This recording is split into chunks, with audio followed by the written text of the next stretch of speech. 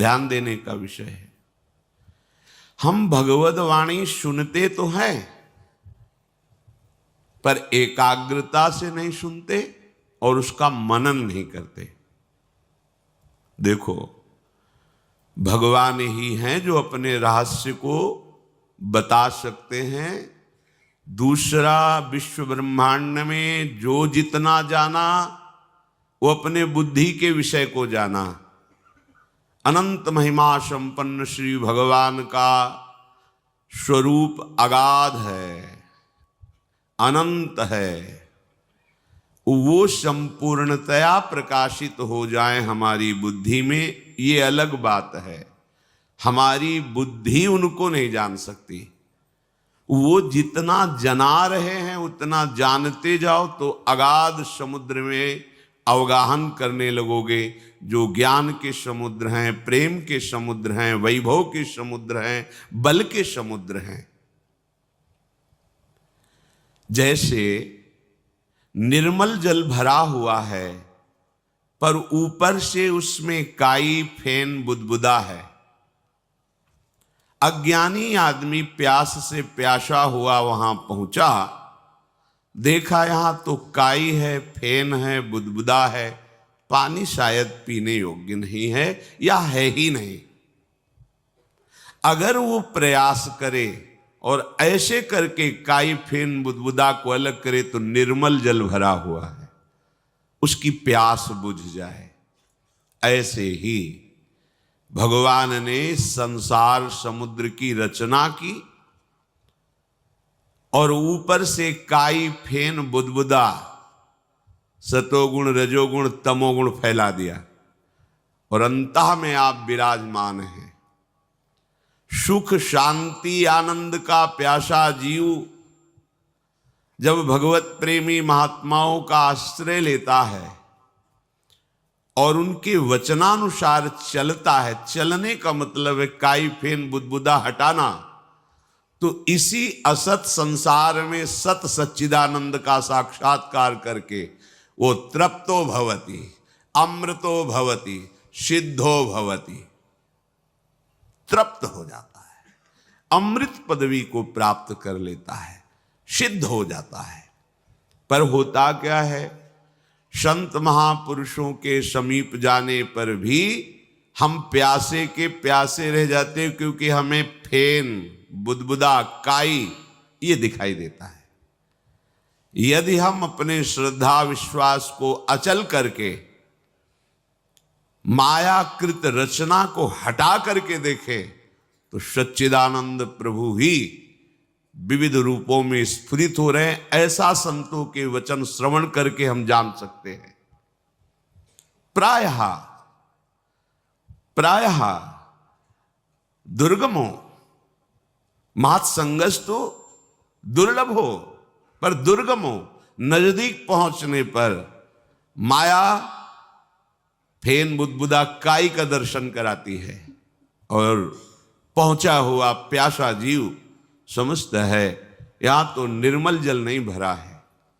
नहीं, श्रद्धा विश्वास पूर्वक एकाग्रता पूर्वक महत्व बुद्धि उनमें, उनके वचनों में, फिर देखो तुम्हें निर्मलता का अनुभव होगा, तृप्ति का अनुभव होगा।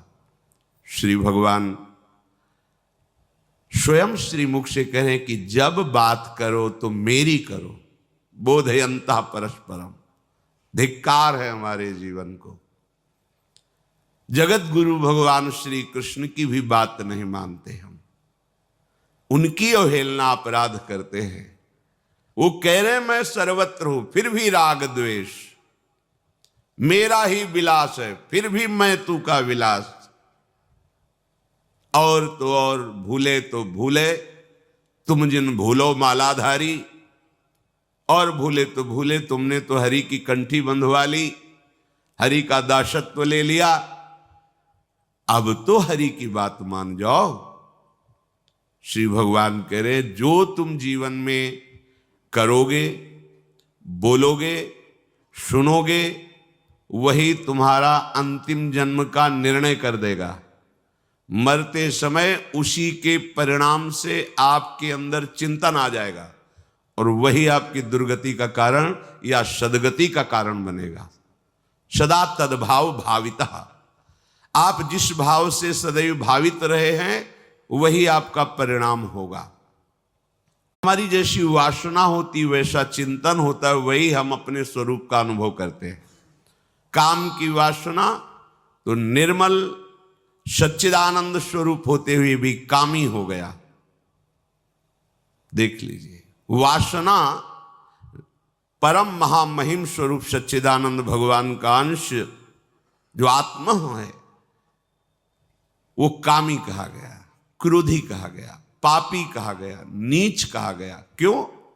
क्योंकि वो वासना का अपने में आरोप करके चिंतन के कारण वो तद्भाव भाविता हुआ, तो उसे हम ऐसा कहने लगे ये दुष्ट है, ये नीच है, ये कामी है। और वो निष्काम होकर प्रभु का चिंतन करने लगा तो उसे निष्कामी है, महात्मा है, ये तो साधु है। आत्मा में कोई फर्क नहीं पड़ा तुम्हारे महात्मा कहने से या दुष्टात्मा कहने से। वो तो तब भी निर्मल था, अब भी निर्मल है, आगे भी निर्मल रहेगा। पर ये अनुभव ना होने के कारण तद्भाव भाविता, आप जिस भाव से भावित रहते आपकी सदगति और दुर्गति आपके भाव के अनुसार होती है। वासना यस्य यत्र स्यात् स तम स्वप्नेषु पश्यति, स्वप्नवन मरणे गेयम वासना तो वपुर नृणाम। जैसी तुम वासना रखोगे वैसे ही तुम्हारा स्वरूप हो जाएगा। अगर आप गंदी वासना, गंदा भोजन, गंदा संग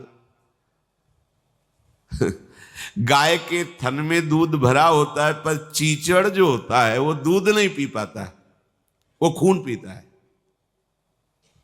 वहीं लगा है, अमृत में पुष्ट करने वाला दुग्ध बिल्कुल वही है, पर वो चीचड़ जो होता है छोटा सा कैसे कीट होता है, वो चिपका रहता है, वो खून पीता है गाय का, वो दूध नहीं पी पाता।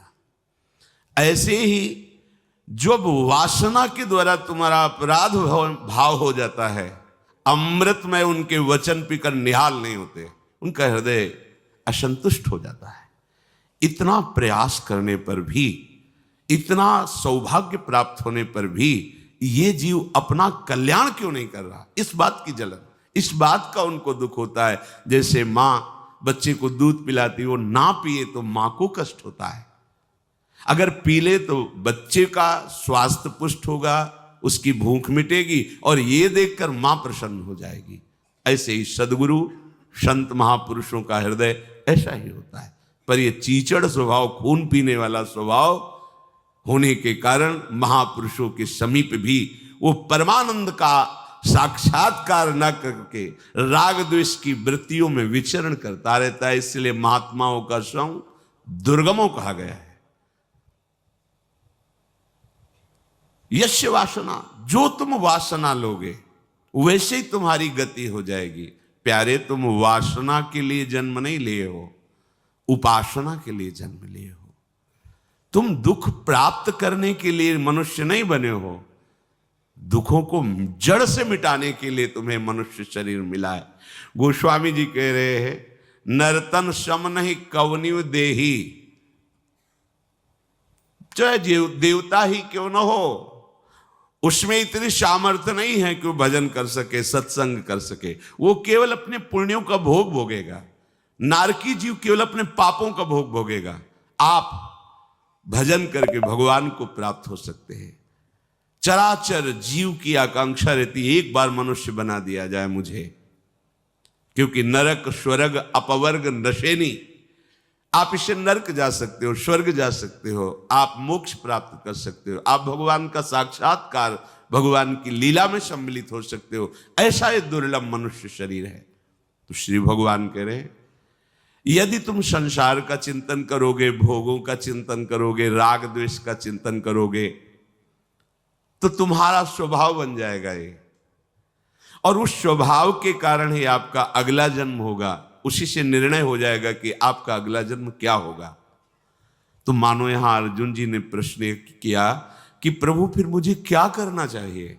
भगवान आगे के श्लोक में कह रहे हैं, तस्मात् सर्वेषु कालेषु मामनुस्मर्युध्य च मयि अर्पित मनो बुद्धिर मामे वैश्यस्य संशयम्। हे अर्जुन, इसलिए, किस लिए? तू जैसे भाव से भावित रहेगा, तेरी गति दुर्गति तेरे भाव से होगी। इसलिए तुझे सब समय, तस्मात् सर्वेषु कालेषु, सब समय केवल मेरा स्मरण प्रधान रखना है तेरे को। भगवान के वचन मान लीजिए। क्या जाता है आपको? राधा राधा राधा राधा। कुछ भी कार्य करो जो आपके व्यवहार में, आपके धर्मानुकूल, आपकी योग्यता के अनुकूल सृष्टि में सेवा मिली है, व्यापार, नौकरी, किसानी, पढ़ाई लिखाई, जो भी। यहां श्री भगवान जो कह रहे युद्ध च, युद्ध माने कर्तव्य। अर्जुन महावीर, अतिरथी वीर और क्षत्रिय कुल में उत्पन्न हुए, उनके लिए कर्तव्य सामने आ गया है, धर्म की रक्षा के लिए युद्ध करना। युद्ध माने कर्तव्य कर्म। जो तुम्हारे सामने कर्तव्य कर्म है, उत्साह पूर्वक उसको करो, पर मामनुस्मर, मेरा स्मरण करते हुए। हम कार्य तो करते हैं, पर भगवान का स्मरण करते हुए नहीं, प्रभु का स्मरण करते हुए नहीं, भोगों का स्मरण, उसके फल का स्मरण, या रागवृत्ति से या द्वेष वृत्ति से, दो से ही हम विचरण करते रहते हैं। रागात्मक चिंतन या द्वेषात्मक चिंतन, ये दोनों हमारी दुर्गति कराने वाले हैं। संसारी जो भोगों में रत हैं, वो अध्यात्म की बातों को समझने की योग्यता खो देते हैं, पर जो सत्संग सुनते हैं, नाम जप करते हैं, उनकी बुद्धि में आध्यात्मिक बातें पकड़ने की योग्यता आ जाती है। आप सब भाग्यशाली हैं। श्रीधाम वृंदावन आए, वृंदावन वास कर रहे हैं, रोज सत्संग सुन रहे हैं, पर आप अपना दुर्भाग्य क्यों बना रहे हैं? राग द्वेष में क्यों विचरण कर रहे हैं? आपका समय व्यर्थ चिंतन में क्यों जा रहा है? निरंतर श्री श्यामा श्याम के नाम रूप का चिंतन का अभ्यास करने का तुम्हें ये समय और सौभाग्य मिला, इसे दुर्भाग्य में बदल रहे हो। अरे प्यारे, तुम कुछ किसी का नहीं बिगाड़ सकते, तुम अपना बिगाड़ रहे हो। तुम कुछ किसी का नहीं बना सकते, अपना बना रहे हो। तुम जो भी करोगे वो तुम्हारे लिए है। तुम किसी का अमंगल करोगे तो तुमने अमंगल का महल खड़ा कर लिया है। उसकी तो एक ईंट रखी अमंगल की, तुम्हारे लिए महल खड़ा हो गया। तुमने एक गाली दी, 1000 गाली की व्यवस्था कर ली। तुमने एक को पानी पिलाया तो तुम्हें 1000 बार प्यास बुझाने के लिए पानी मिलेगा। ये यहाँ का सिस्टम है, हमारे भगवान का कानून है। तुम किसी निरपराध को दंड दोगे तो 1000 बार वही दंड तुम्हें भोगना पड़ेगा। तुम किसी को बचा लोगे, 1000 बार तुम्हारी विपत्ति में मेरा भगवान रक्षा करेगा। सिद्धांत को समझिए। तुम्हारा कर्म ही तुम्हारा मित्र है, तुम्हारा कर्म ही तुम्हारा शत्रु है। तुम किसी का कुछ नहीं बिगाड़ सकते, तुम किसी का कुछ नहीं बना सकते। जो कुछ करोगे वो अपने लिए करोगे। अपने को लगता है मैंने बाजी जीत ली,